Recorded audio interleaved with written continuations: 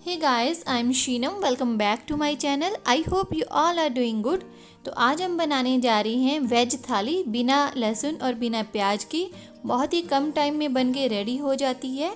सबसे पहले हम बनाएंगे सूजी का हलवा, देन फ्रूट रायता, उसके बाद हम बनाएंगे दही वाले आलू और लास्ट में हम बनाएंगे गर्मा गर्म फूली हुई पूड़ी।